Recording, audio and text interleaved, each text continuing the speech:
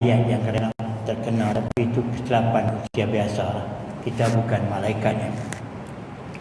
Begini tuan-tuan sekalian.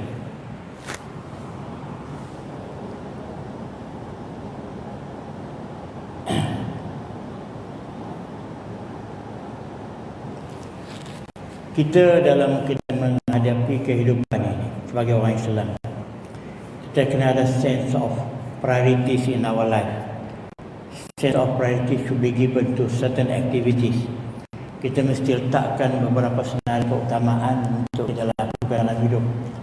Kalau tidak, kita bercelaru, kita ikut suka aja. Ni macam lepas PKP ni dah tamat, masing-masing serbu kepada restoran, macam mana tak nak jumpa restoran. Dulu dalam permulaan dulu serbu ke tempat-tempat permainan di pantai dengan air terjun sampai Allahu Akbar.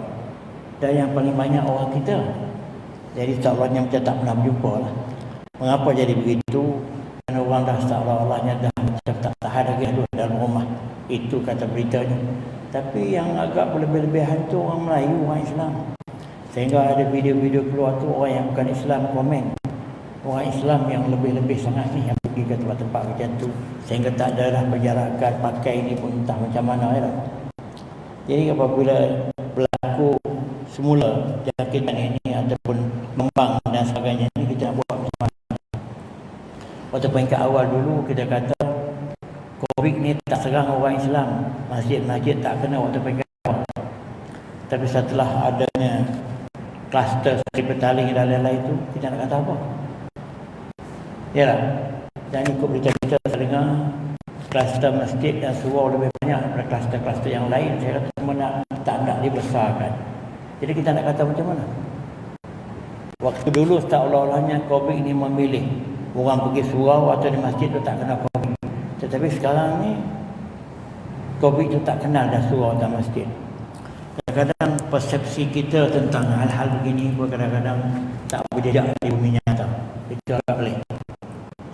Begini tuan-tuan sekalian, maksud saya kita katakan ini, keutamaan kita dalam hidup hari-hari ini. Yang pertama sekali, lebih-lebih lagi kita dikelilingi oleh bahaya yang macam-macam. Macam pagi tadi pun anak sepupu saya meninggal umur 38-39 tahun. Katanya disahkan sebagai COVID juga. Disahkan positif, tapi banyaknya masih ada hospital.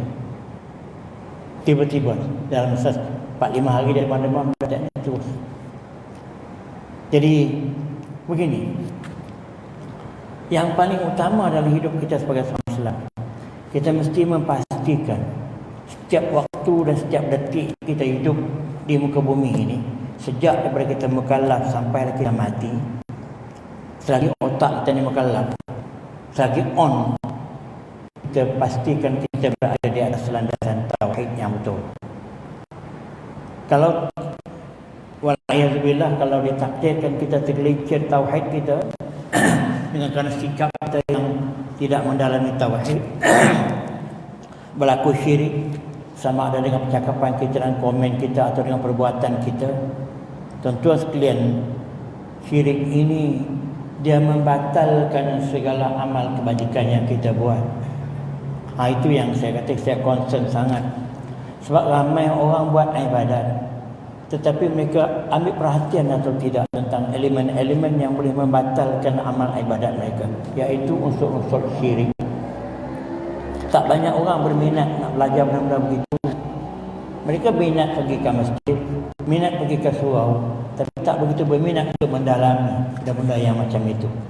Jadi sedangkan pergantungannya, jaminan keselamatan amal ibadatnya ialah sejauh mana dia berada dalam keadaan mentauhidkan Allah seluruh episod dia dalam hidup ini, terutama sekali waktu beribadat. Kita jangan rasa pelik tuan-tuan sekalian. Waktu kita beribadat pun kalau tak kena dia boleh lakukan syirik. Tuhan sebut dalam surah Al-Kahfi ayat yang terakhir, ayat 110. Man kana yarju liqa'a rabbih falyamal 'amalan salihan la yusyrik bi'ibadati rabbih ahada.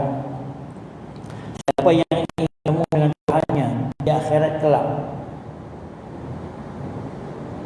hendaklah dia buat amal saleh. Maka amal saleh adalah amal kebajikan yang diterima diterima oleh Allah. Wala yusyrik bi'ibadati rabbih ahada, dan jangan sekali-kali dia mensyirikkan Allah dalam ibadatnya dengan sesuatu. Itu direct translation. Makna waktu kita beribadah pun boleh berlaku syirik. Macam mana contohnya? Dia balik rumah bapa mertua dia. Di rumah dia tak solat pun. Tapi dia balik rumah bapa mertua dia, rumah bapa mertua dia ustaz sikit ataupun panas sikit, dia pun Allahu Akbar. Nak bagi bapa mertua dia tengok kata dia solat. Bukan kerana dia ingin solat, tetapi kerana nak tunjuk kepada bapa mertua dia kata dia solat. Maka dia telah mensyirikkan ibadat dia.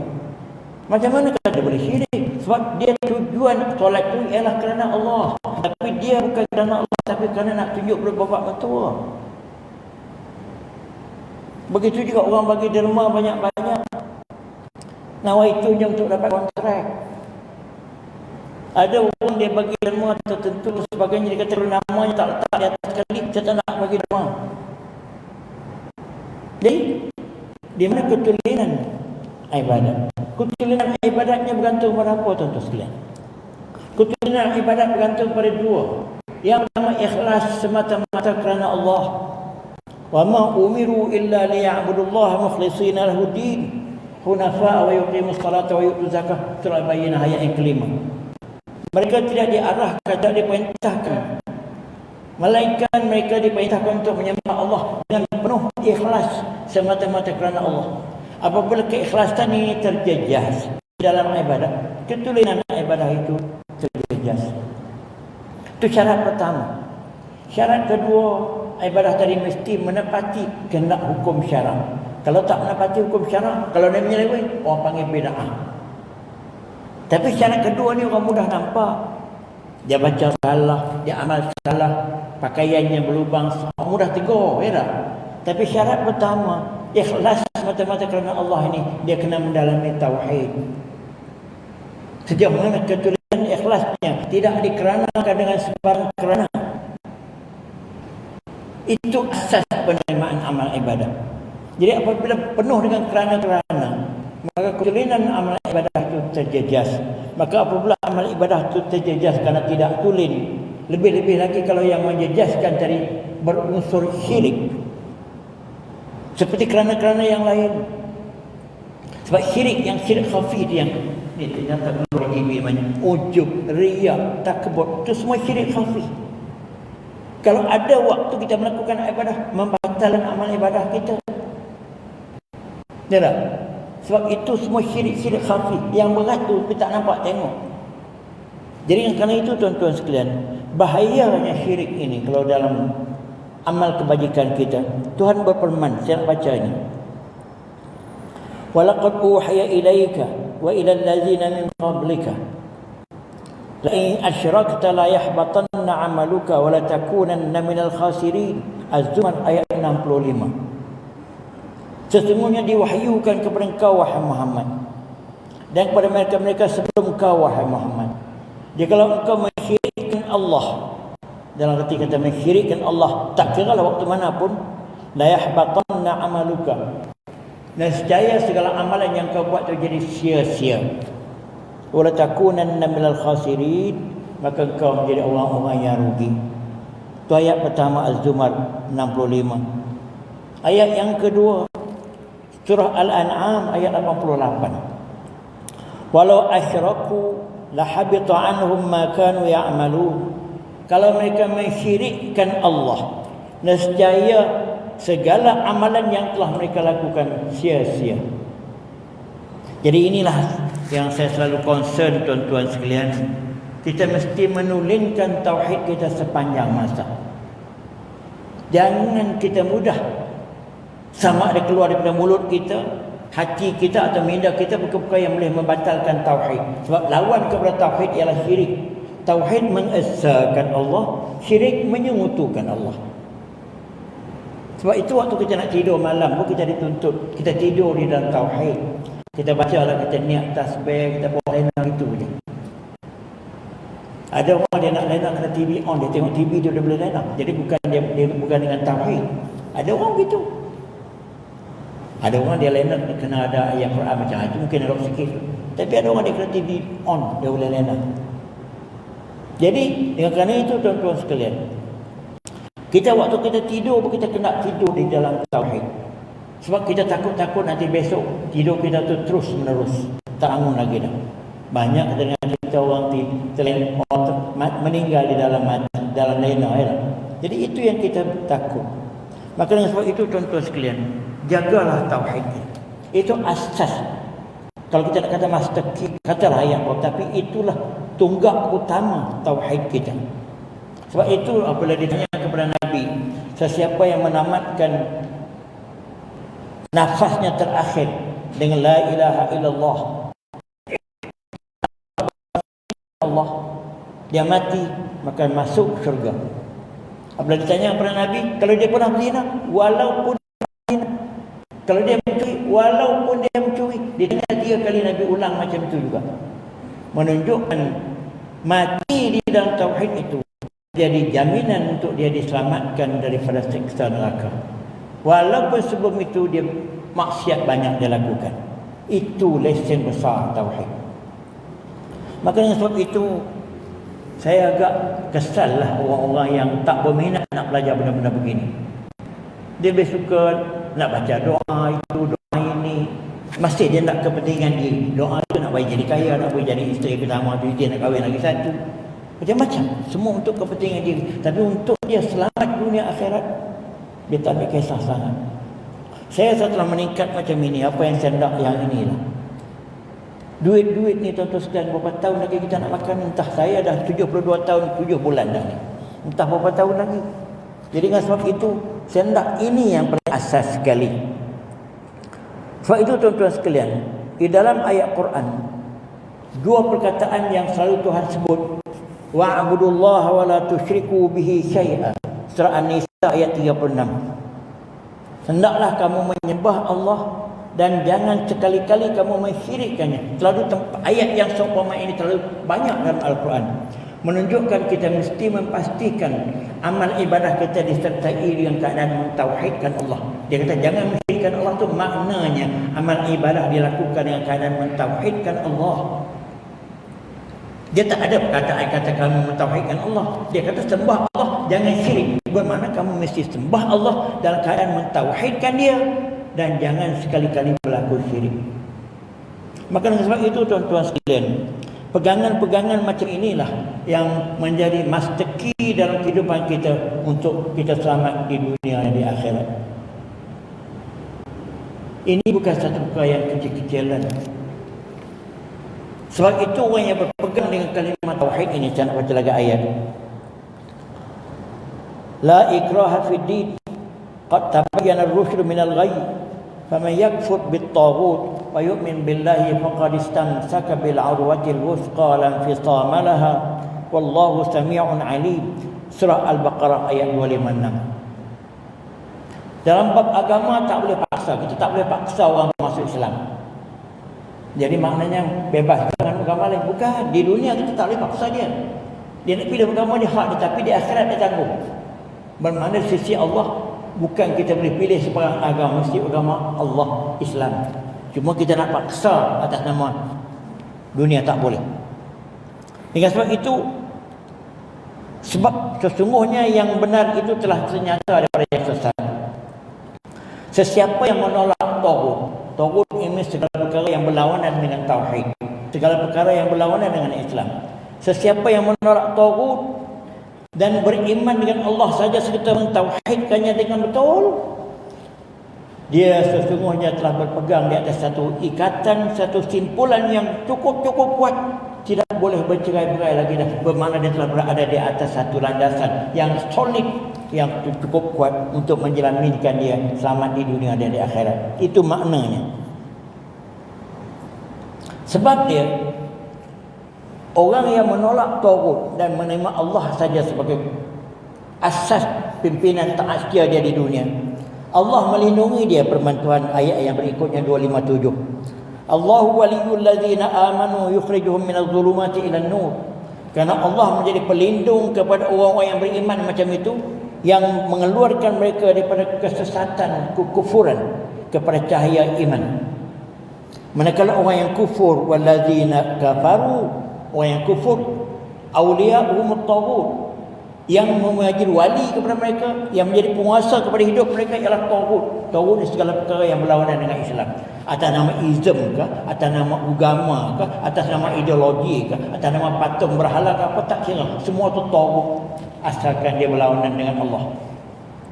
Maka orang yang menjadi kufur ini, yang menjadi awliya kepada mereka atau orang harapan mereka ialah taghut. Manakala taghut itu mengeluarkan mereka daripada cahaya iman, memasukkan mereka kepada kegelapan, kesesatan. Ulaika ashabun nar hum fiha khalidun, dan orang-orang macam ini menjadi penghuni neraka dan mereka kekal di dalamnya.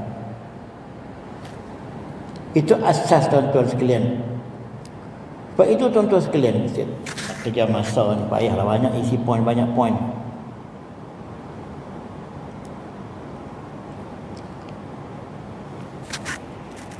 Saya sambung. Pegangan orang yang berada dalam tauhid yang betul, tuan-tuan sekalian, seperti sepohon batang, sepohon pokok yang kuat, akar tunjangnya berada di bawah perut bumi, dan pohon ini mengeluarkan hasil yang banyak, dapat menjadi faedah kepada dirinya dan kepada orang di sekeliling pokok itu. Tuhan bandingkan orang yang kuat imannya macam itu. Tuhan kata, alam tara kaifa daraballahu masalan kalimatan tayyibatan ka syajaratin tayyibatin asluha sabitun wa far'uha fis sama' tu'ti ukulaha kulla hinin bi idzni rabbiha wa yadribullahu al-amsala lin-nasi la'allahum yatadhakkarun. Terjemah balik dulu. Apakah kamu tidak melihat, wahai Muhammad, Allah memberi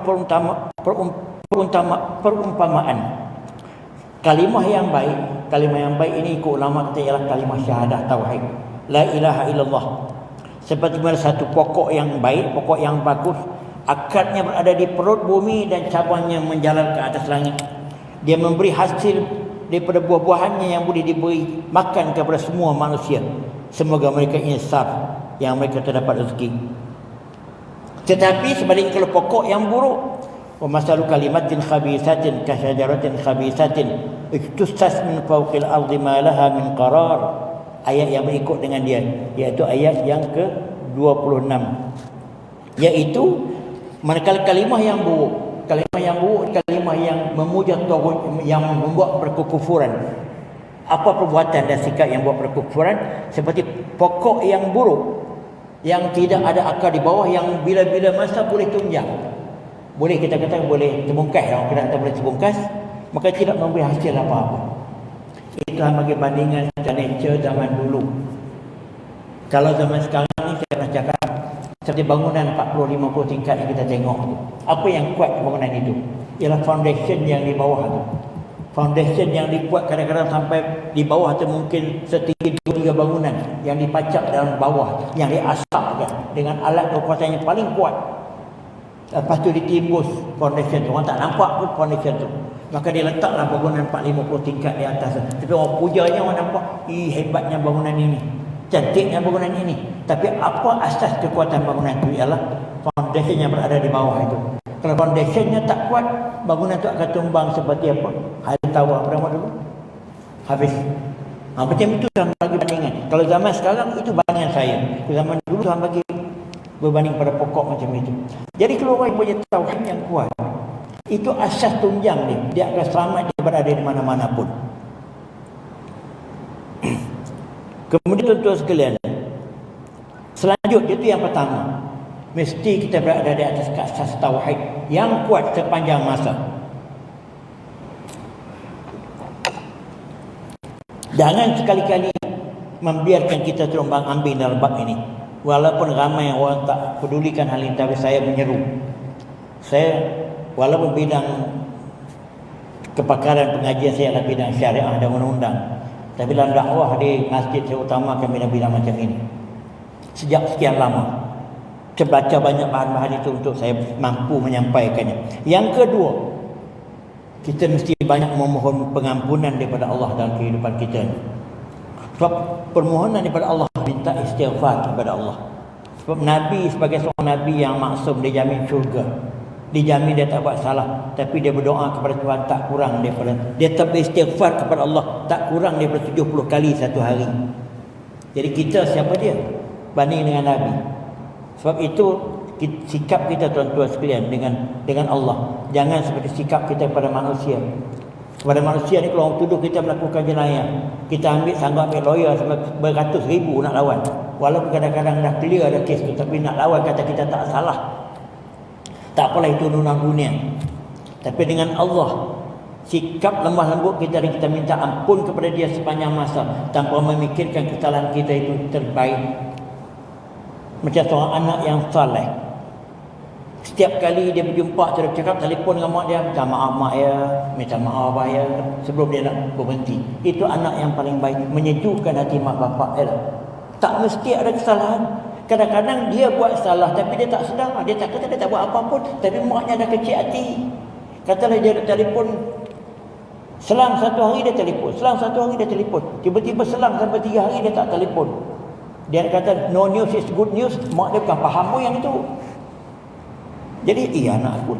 Jadi bila mak dia dah kecil hati, kalau dia tak boleh justify mak tu kecil hati, dah terguris hati mak tu. Begitu sekali kita kata kita tak buat salah.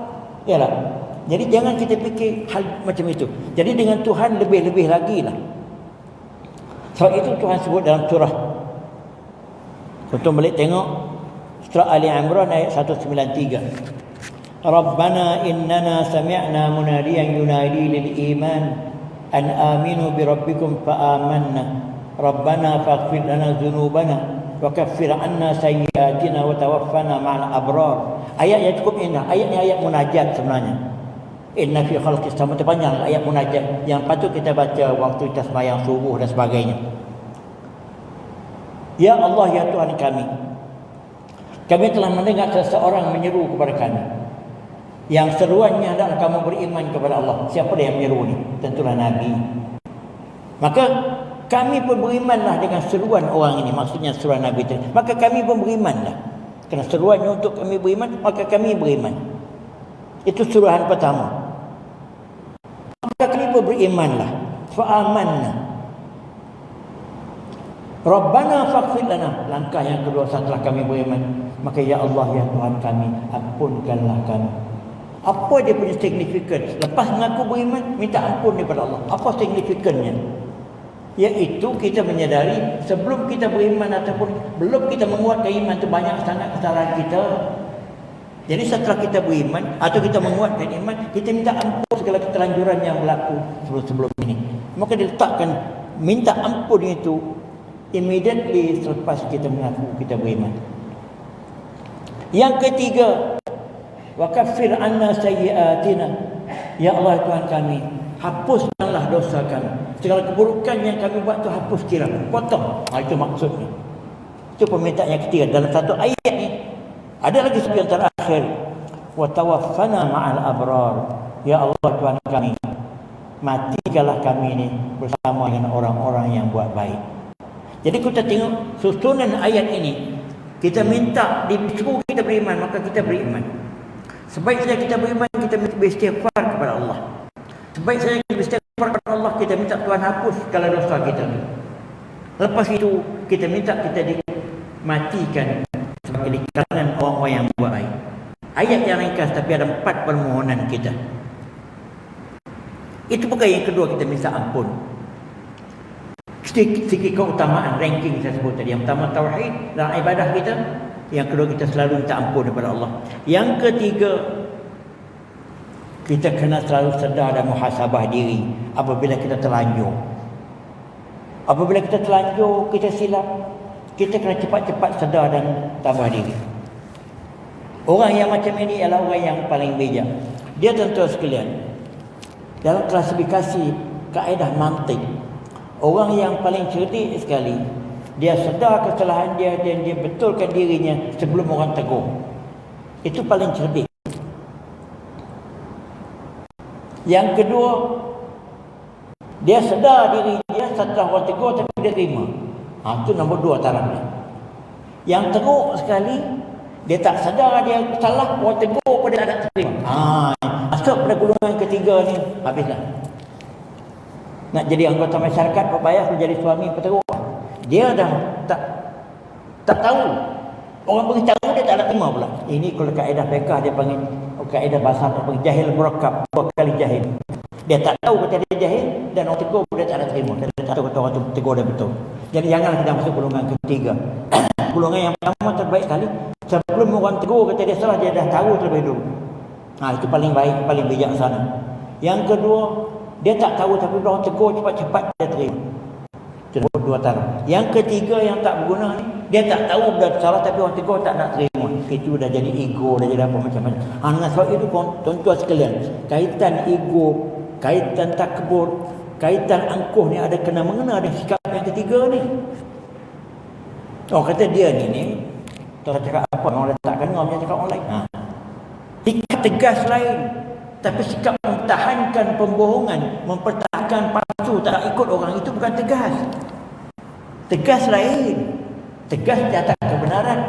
Dia kata, saya tegas, saya tak nak kalah. Walaupun yang dipilih dia itu salah. Itu saya pakai.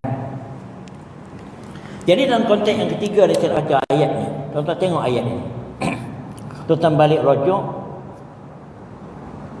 Surah Ali Imran 135. Wallazina idza fa'alu fahishatan, iaitu orang-orang yang baik gini apabila dibuat maksiat, buat keburukan, au zalamu anfusahum, atau mereka menzalimi diri mereka. Apa dia ni? Buat maksiat, menzalimi diri mereka. Sebab orang yang buat maksiat ni kalau dia buat dengan sengaja, dia tak bertaubat, mereka menzalimi diri mereka, iaitu mereka membiarkan mereka dihumpankan ke neraka. Maka dengan sebab itu dipanggil mereka ini menzalimi diri mereka sendiri. Orang beritahu kata berarti salah maksiat, orang tegur tak nak terima. Bermakna dia menzalimi diri sendiri sebab dengan membiarkan dia terhumban ke neraka. Itu maksud dia. Tapi bagi orang yang baik ini, apabila dia buat maksiat ataupun dia menzalimi diri sendiri dengan melakukan perkara yang salah tadi, zakarullah, cepat-cepat dia ingat Allah. Yang ini yang baik. Cepat-cepat dia mengingat Allah, dia insaf kepada perbuatan itu salah. Sama ada orang tegur dia atau orang peringatkan dia, atau dia sendiri insaf. Cepat-cepat mereka ingatkan Allah. Apa yang dia buat selepas itu? Fastaghfaru lidzunubihim, maka orang yang macam ini cepat-cepat dia minta ampun daripada Allah terhadap kesalahan-kesalahan mereka. Sebab dia yakin, wa may yaghfiru dzunuba illa Allah, siapa yang boleh mengampunkan dosa melainkan Allah. Dan orang ini setelah dia sedar kesalahan dia, cepat-cepat minta ampun daripada Allah kerana dia yakin Allah yang boleh mengampunkan dia. Dan sebagai ciri terakhir orang yang macam ni, walam yusirru ala ma fa'alu wa hum ya'lamun, dan mereka tidak degil untuk melakukan perbuatan itu. Maknanya apabila dia ada insaf, dia minta ampun dan dia tak degil lagi, tak sabar untuk teruskan perbuatan itu. Maknanya dia berhentilah. Ada orang jangan tegur, jangan pedih, terus sikap something gitu. Sedangkan orang yang baik tidak macam itu. Itu ciri yang ketiga, iaitu banyak insaf. Insaf ini tuan-tuan sekalian, dia membawa kepada dia bertaubat. Ini tambah lagi ni. Sebab nak bertaubat ni orang yang insaf. Orang yang tak insaf dia tak bertaubat. Kita tengok yang bergelumang dengan maksiat, jarang kita ajak dia bertaubat. Apa nak bertaubat? Yang nak bertaubat ni orang yang insaf, seperti ayat tadi. Apabila dia buat salah, dia cepat ingat Tuhan, dia rasa salah, dia ampun, dan diikuti dengan dia bertaubat. Maka Tuhan sebut dalam ayat berikutnya, itu surah Al-Furqan ayat 70, ila man taba wa amana wa amila amalan salihah faulaika yubaddilullahu sayyi'atihim hasanat wa kana Allahu ghafurur rahim. Ayat ini cukup signifikan. Kecuali orang-orang yang bertaubat. Kecuali ini tak dikira kesalahan. Ayat sebelum itu mengatakan mereka ni berzina, mereka ni mensyirikkan Allah. Tapi dia cepat-cepat bertaubat dan dia beriman semula, wa amana wa amila amalan salihah, dan dia buat baik. 3 ayat dia digabungkan, apa signifikannya? 3 benar. Yang pertama dia bertaubat, yang kedua dia beriman semula, yang ketiga dia buat baik. Apa dia punya kaitan? Maknanya setelah dia insaf, dia bertaubat. Dia bertaubat ni maknanya dia menyesal apa yang dia buat. Dia berhenti immediately apa yang dia buat itu, dan dia berazam tak akan buat lagi dah. jannah masa depan. Itu taubat biasa. Kalau melibatkan hak manusia seperti dia menzalimi orang tertentu atau menganiaya orang tertentu, dia kena berjumpa dengan orang itu untuk lepas taubat dia. Kalau tidak, banyak taubat-taubat yang Tuhan tak berterima sebab dengan manusia dia tak selesai. Dengan Allah insya-Allah. Jangan syirik aja. Jadi dia bertaubat, lepas tu dia beriman semula. Apa makna dia bertaubat, dia beriman semula? Sebab waktu dia buat maksiat itu, sebelum dia taubat tadi, kemungkinan imannya dah jatuh. Apa sebab? Terdapat satu hadis. Tidak akan mencuri seseorang tu kalau waktu dia mencuri tadi dia masih beriman. Kalau dia beriman dia tak mencuri, bermakna kalau dia mencuri itu imannya dah tak ada. Begitu juga tak akan berzina seseorang itu waktu dia berzina itu kalau dia beriman. Kalau dia berzina juga bermakna imannya dah tak ada waktu itu. Hadis sahih. Ada lagi satu settingan, mencuri, berzina, minum arak. Dia takkan minum arak seseorang itu melainkan waktu dia minum arak itu dia tak beriman. Bermakna waktu melakukan dosa-dosa besar itu imannya dah jatuh. Dengan sebab itu dia kata dia bertaubat, dia beriman semula kerana hadis tadi. Dan dia buat baik. Apa maksud buat baik sini? Dia membuktikan yang imannya tu, taubatnya tu tulen. Maknanya dia bertaubat, dia membuktikan perubahan perangai. Kita boleh tengok orang yang pergi Mekah. Saya waktu saya budak-budak, waktu saya zaman belasan tahun saya di kampung dulu. Di kampung saya tu ni zaman dah 30 tahun dulu. Bekas kaki penyamun, kaki pencuri di kampung waktu zaman Jepun. Orang bagi tahu kata dia tu rebuh tampuk tu, orang Kedah kata rebuh tampuk, maknanya orang kahak. Kemudian orang beritahu kata dia ni sianu-sianu. Saya memang ingin tahu, saya pergi jumpa dengan dia. Saya dapat Pak Angah, nak tanya dia pengalaman Pak Angah tentang hari itu. Oh Hashim, jangan tanya aku lah, aku tak mau nak dengar, aku tak mau ingat dah benda tu, hampir tanya orang lain lah. Aku tak mau ingat dah benda tu, aku dah taubat. Dia tak mau betul. Memang dia ni dah buat besar. Setelah dia Islam macam tu, dia pergi ke Mekah, dia bertaubat, dia balik menjadi manusia baru, manusia yang langsung. Jangan kata nak berbual benda tu dia nak ingat, aku tak mau lagi dah. Sebab itu dia telah proofkan perubahan perangainya. Sebab itu orang kata antara tanda-tanda haji mabrur apa dia? Orang kata tanda-tanda haji mabrur tu hitam di dahi. Itu tak ada hadis kan macam tu pun. Tanda kata haji mabrur antaranya ialah dia balik, dia berubah perangainya. Kalau orang ke masjid, rajin pergi masjid, ibadat dia buat dengan elok, perangai dia berubah, antara haji mabrur. Kalau dia perangai macam itu, belum pergi Mekah, balik pun macam tu, bahkan teruk lagi, haji tu haji mardud. Haji yang ditolak, walayyazubillah. Cuma macam orang setengah tempat tanya balik haji apa dia? Pakai serban, beli minyak atar banyak-banyak. Tak apalah, itu pasti mati. Tapi sebenarnya itu pahaman kita. Kemudian siapa yang bertobat macam itu, dia buat baik, apa dia punya faedahnya? Faulaika yubaddilullahu sayyi'atihim hasanat. Maka orang-orang yang macam ini, Tuhan telah gantikan maksiat yang mereka pernah buat itu dengan kebaikan. Ini yang paling besar sekali. Kesan taubat apabila terima Allah, segala maksiat yang dia buat sebelum itu hapus kira dan gantikan tempat itu dengan kebaikan. Sebab itu saya pernah kata berkali-kali, jalan pintas untuk membanyakkan pahala kita ialah kena banyak bertaubat.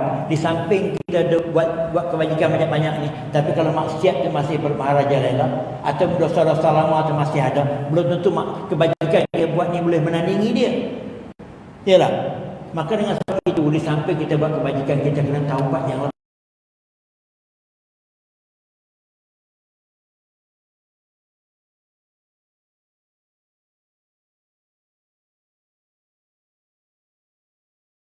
Untuk membanyakkan pahala, iaitu di samping kita buat kebajikan, kita kena taubat segala perbuatan yang kita buat yang lepas-lepas. Taubat yang betul-betul tulen.